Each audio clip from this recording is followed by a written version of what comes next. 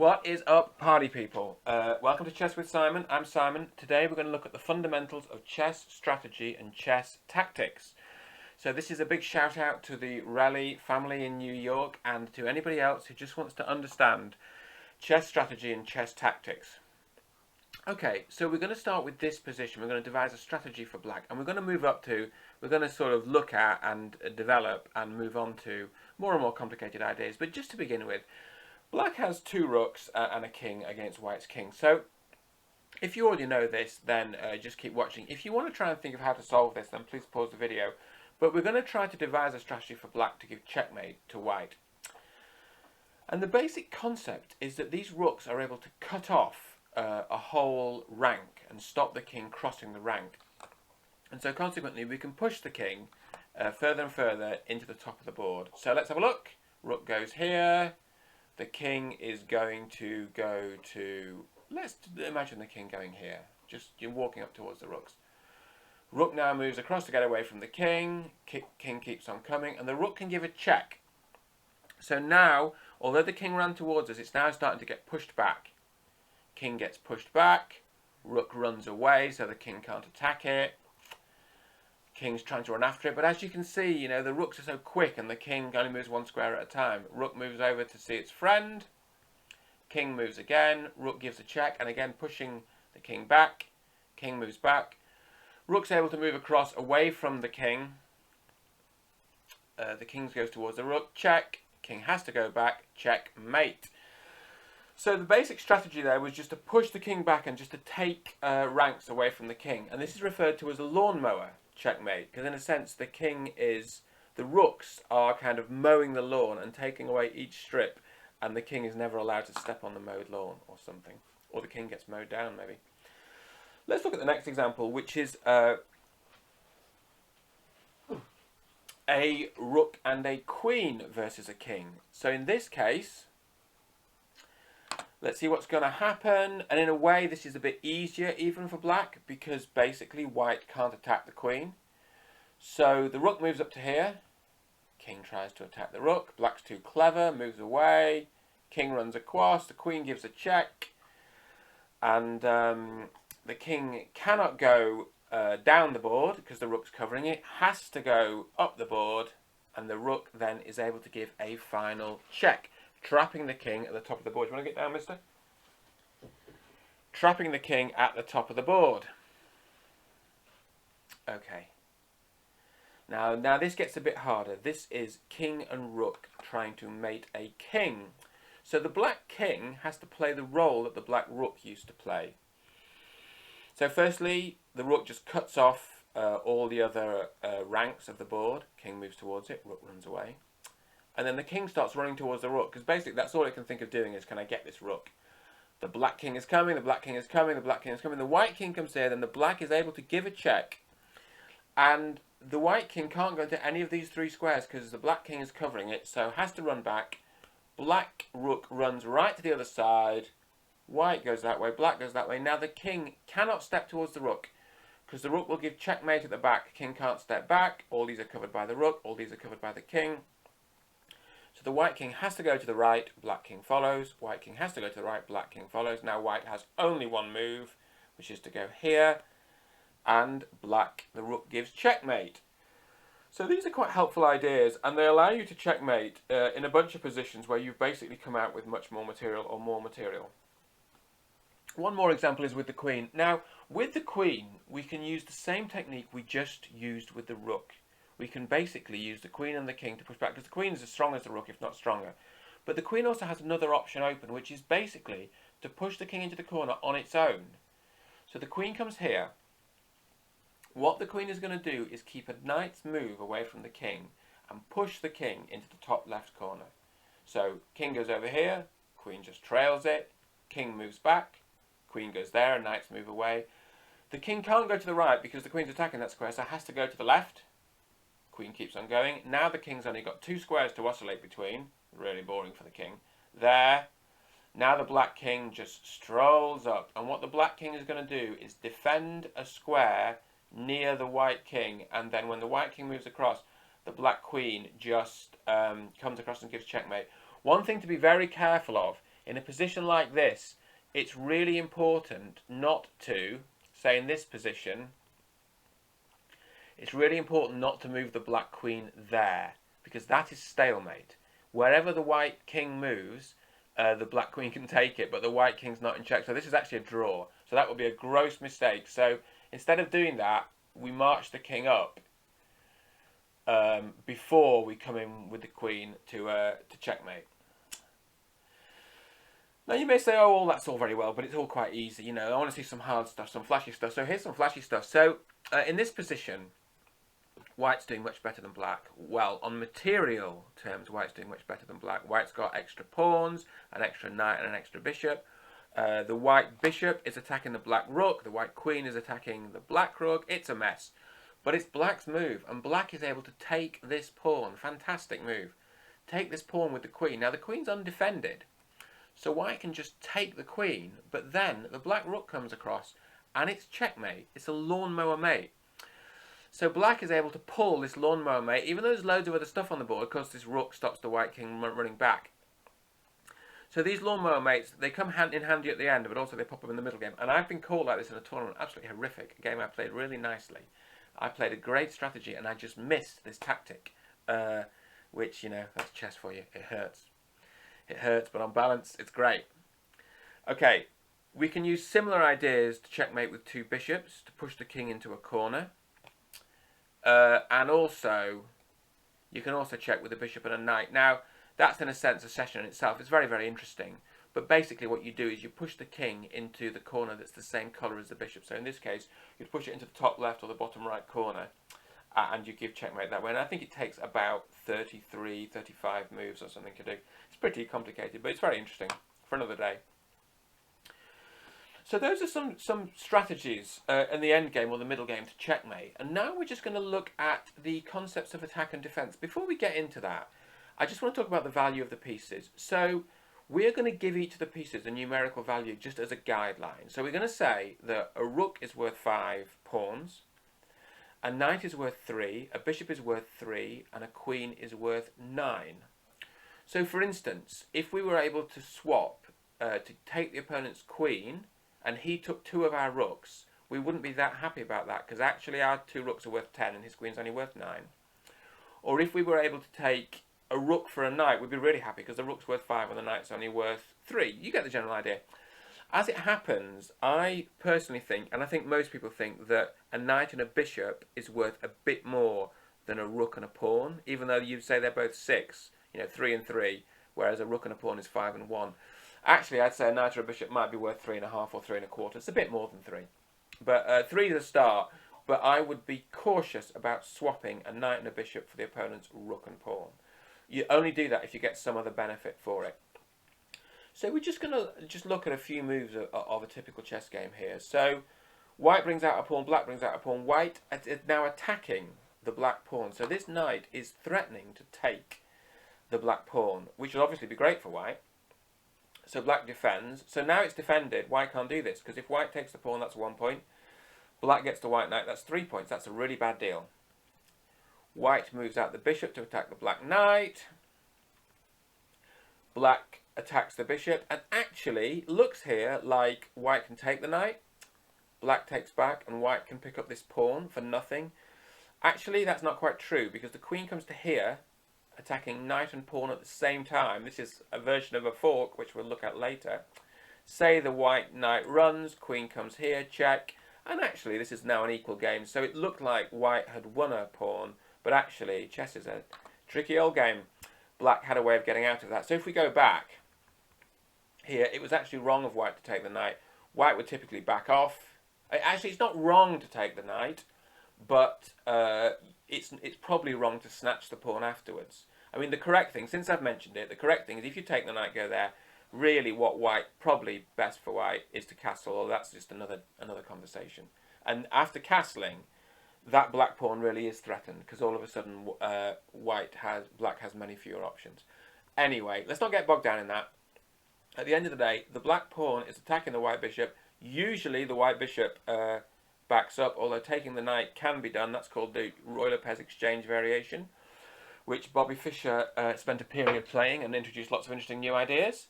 what would now be of the order of 60 years ago. But it's a good option, the exchange variation. It's just a bit different. The Black Knight comes out. Okay, what we're going to look at here is just the concept of defense. So just for instance, in this position, let's just make some moves. White has played pawn to d4.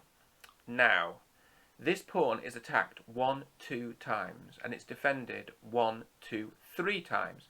So white does not worry about making this move. He doesn't lose a pawn.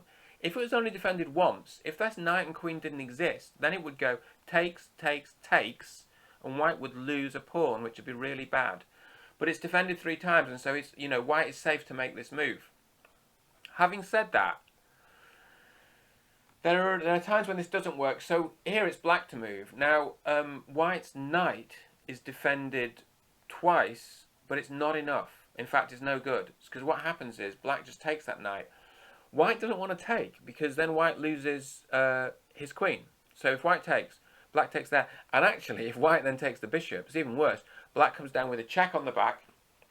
So you see this a lot in chess. It's a big theme. This is actually checkmate, or it's going to be checkmate, because king's attacked by the rook. King is trapped in by its own defensive shield of pawns. King can't move forward.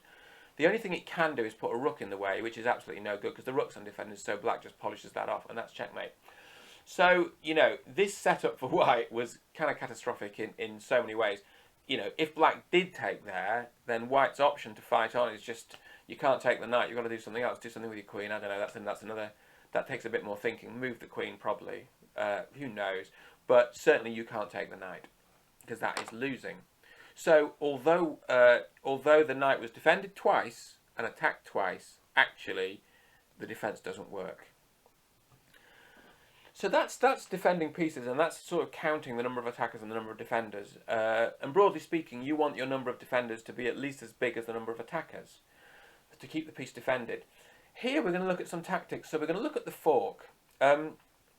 This knight is going to move, and it's going to fork the king and the queen. So it's attacking the king and the queen at the same time, so it's check, and also the queen's attacked. So this is a catastrophe for black. You see this a lot in chess games. It's very, very annoying. It's something that everyone plays for. In fact, on one of the opening episodes of the Queen's Gambit, she says, when she did the simul with all the players at the school, she said their pieces were so open to forks. It's so true. But basically, so check, and then if the king moves, then white just picks up that delicious queen, and white has a one game. White can go on to win this game. Let's look at another one. This is a pawn fork. So the pawn's going to advance, check. So it's attacking the queen and the king. If the king moves away, the pawn's just going to polish off the queen. So queen's got to take the pawn. Knight takes queen. King takes knight. Now, advanced players, please feel free to say whether you think white's going to win this or draw this. Answers in the comments. But what I would say is, whatever the result, before white's move, looked like black was winning. I mean, if it was black to move here, black is winning. And so consequently, whether white flips this into a win or a draw doesn't really matter. It's a huge improvement in the situation. Let's look at another fork. This is a rook fork. So the rook is going to fork the queen and the king. You can probably already see it. Let's take a look. Rook here, check, because the rook's defended by the knight. This is a catastrophe for black. Queen takes, knight takes, and again, do you think this is one for white, or do you think it's a draw? Answers in the comments. Here's a bishop fork, check, king moves, takes the rook. The pawn had to be there, because if it was one square to the right, that would have been a draw. It's all true, that's for the session on endgames. Here, so queens can do loads of forks. Queens are very good at doing forks, particularly on an open board. Queen here attacks king and rook at the same time. Attacks the king along the rank and the rook along the diagonal. King moves, queen picks up the rook. Even the king can fork pieces. So here, the king is in check from the rook. And so the king's forced to move. King moves to the left, and all of a sudden, it's attacking the knight and the rook at the same time, which is hilarious. The weak old king is attacking the knight and the rook at the same time. If the knight can't move, because if the knight moves, the king will pick off the rook. So black, whatever black does, is losing a piece here. Black defends the rook, and then white just polishes off that free knight with a position that should be won for white. I mean, this is one for white, really. Now next, we're going to look at a tactic called... So we've looked at the fork. So every piece can fork, whether it's a knight, bishop, rook, queen, pawn, or king. I think probably the knight forks are the most infamous. And pawn forks are really useful, but people start to learn to spot pawn forks.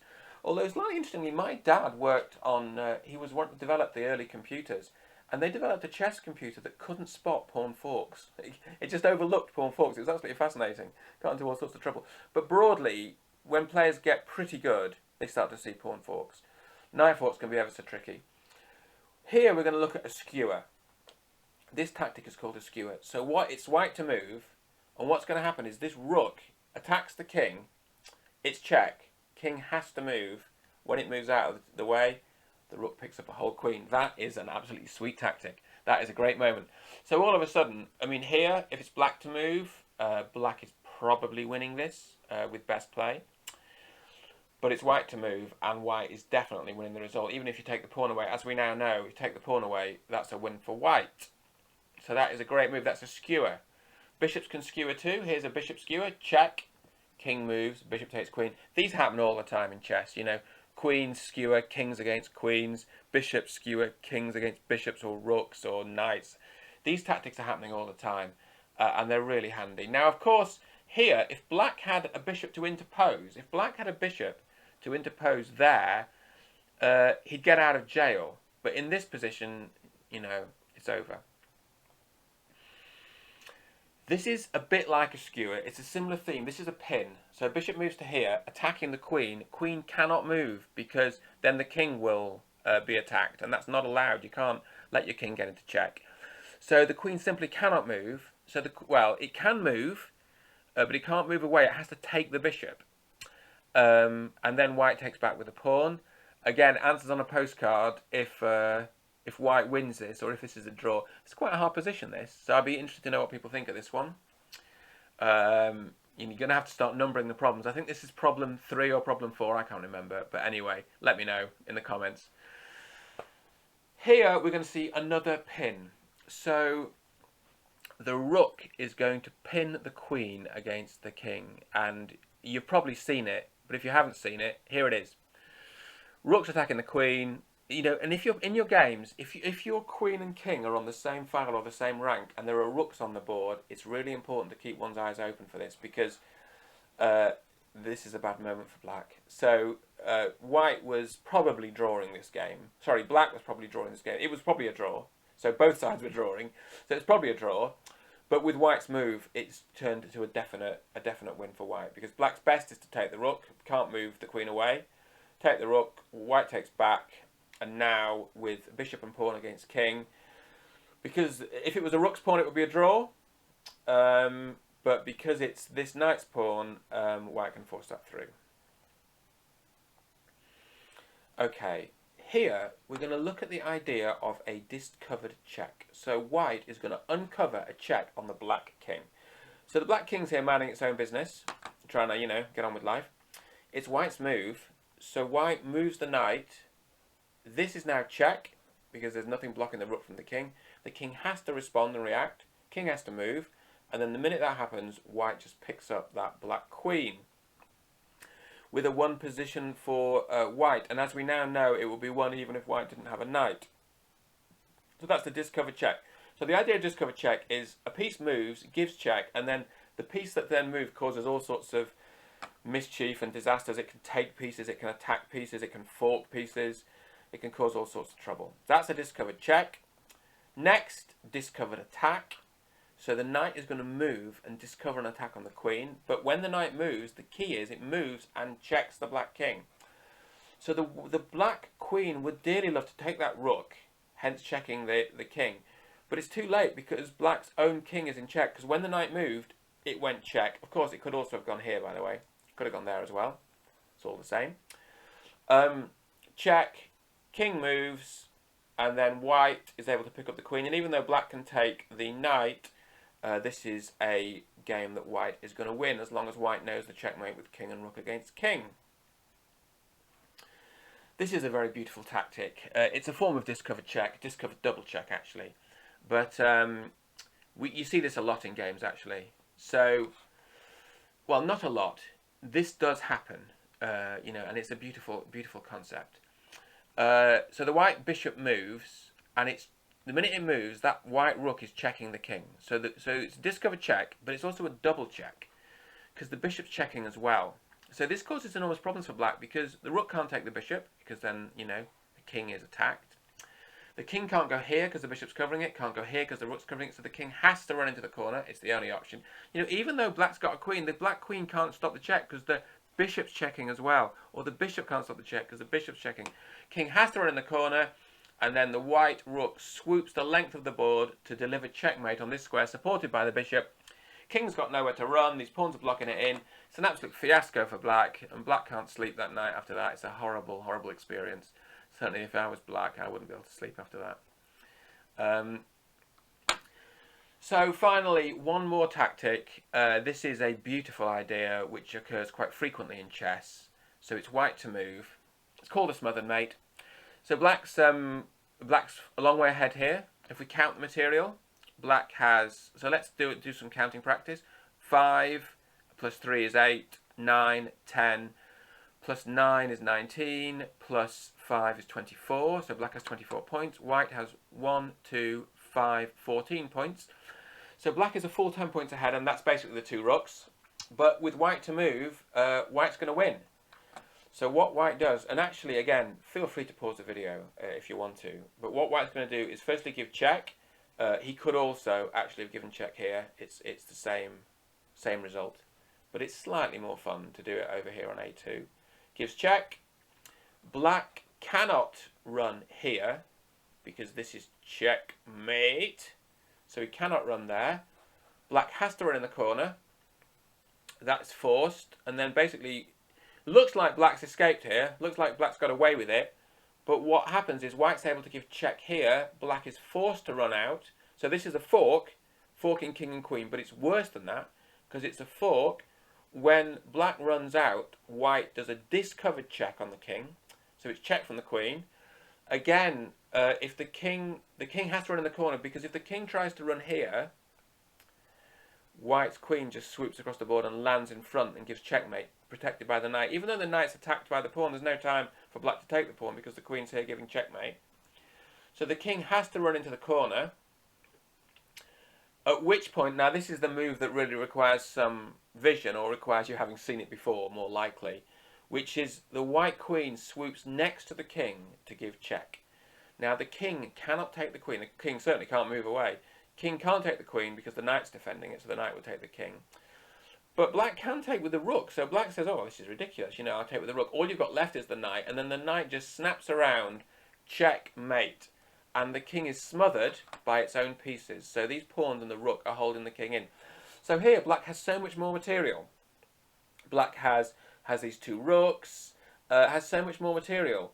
But actually, the material is causing problems. If this rook didn't exist, the king could run out and black would win this game. But because this rook's here, and of course white saw all of this coming, because this rook is here, it's smothered mate, white wins, white's over the moon. It's fun to do this in your own games. It comes up pretty often, and it's one of the very many beautiful tactics in chess. So this has been fundamentals of chess tactics and chess strategy. I've enjoyed it enormously. I hope you've enjoyed it too, and I really look forward to seeing you next time.